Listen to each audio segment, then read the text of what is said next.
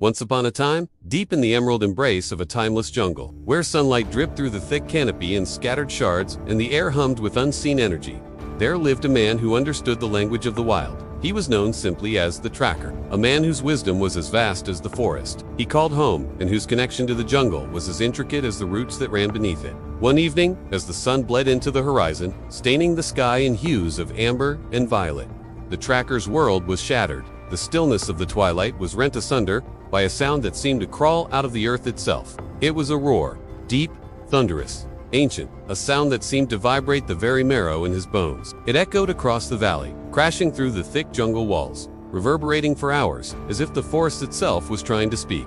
It wasn't just loud, it was unnatural, a disturbance in the harmony of the jungle he'd always known. Every creature froze, every bird vanished from the trees, every insect hushed its song. The rustle of leaves, the gush of the nearby river, even the chirp of crickets, all of it ceased as if the jungle was holding its breath. It was a sound that demanded attention, a summons from the heart of the wilderness. And so the Tracker, his heart thudding like a war drum in his chest, stepped out of his hut. He stood there, breath caught in his throat, listening, trying to decipher the message from the wild. When the sound finally faded into the deepening twilight, he knew he couldn't ignore it. He had to follow the echo, find its source, understand its meaning. He wasn't alone. Beside him stood two young men, eager and strong, the best trackers of the next generation, ready to learn from their elders. Together, they plunged into the emerald depths of the jungle, venturing forth to unravel the mystery of the echoing roar. As they moved deeper into the forest, the jungle seemed to close around them, the thick canopy overhead muting the sounds of the outside world. The three men moved in near silence, their steps soft on the yielding forest floor,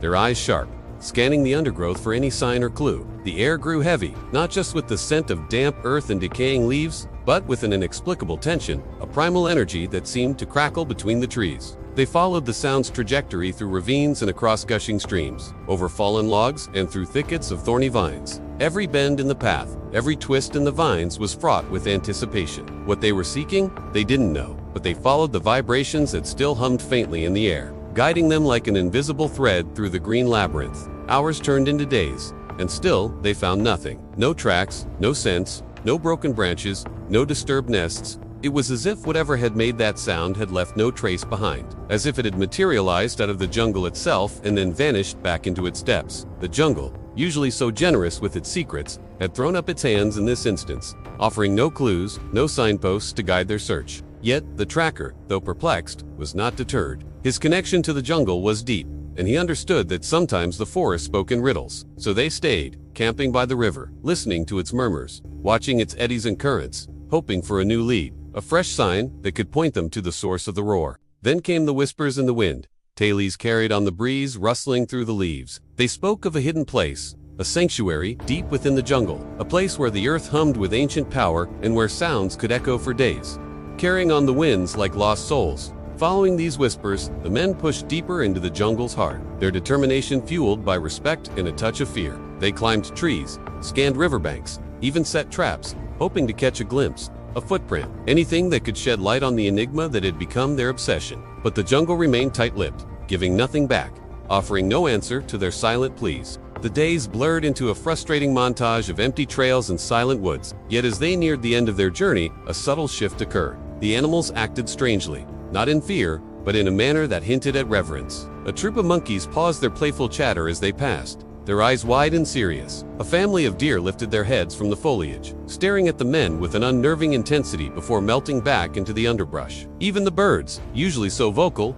fell silent, their songs replaced by a hushed expectancy. It was as if the jungle itself was holding its breath, paying homage to something unseen, something profound. This only deepened the mystery, weaving an aura of the unknown around their quest, making the silence itself deafening. Then, as suddenly as it began, the sun broke through the canopy, painting the forest floor in dappled light. And as the men emerged into a small clearing, their hearts skipped a beat. Before them lay a sight that took their breath away. In the center of the clearing was a colossal fig tree, its branches heavy with age and wisdom, its roots snaking out like wrinkled fingers. And beneath this tree, etched into the trunk, as if carved by time itself, were strange markings. They weren't tribal symbols or hunting patterns. They were unlike anything the men had seen before. As they stood there, deciphering the ancient script, they felt a presence, a consciousness that seemed to emanate from the very core of the tree. It was as if the jungle itself was watching them, its myriad voices converging on the silence of this sacred grove. That's when the tracker felt something shift within him.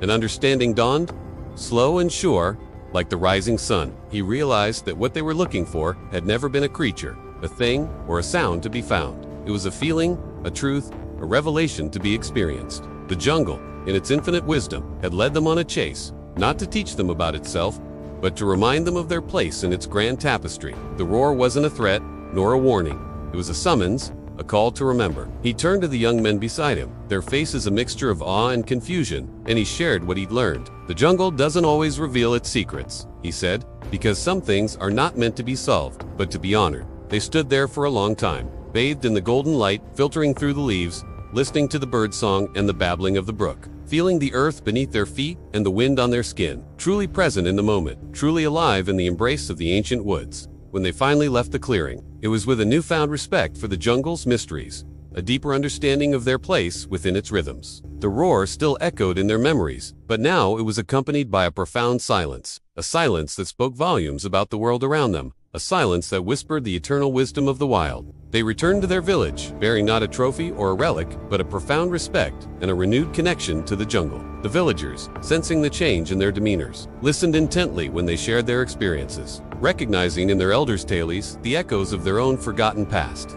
From that day forward, the tracker and his students became the champions of the jungle, not in a battle, but in a crusade of understanding, ensuring that the stories, the wisdom, and the sanctity of the wild were passed down through generations, keeping alive the spirit of the jungle in the hearts of men. And so the legend of the men who chased the sound that had no source became a tale whispered around campfires, a story told to remind those who truly love the wild that sometimes the greatest discoveries are the ones we don't make, and the deepest wisdom lies in the silence of nature's embrace.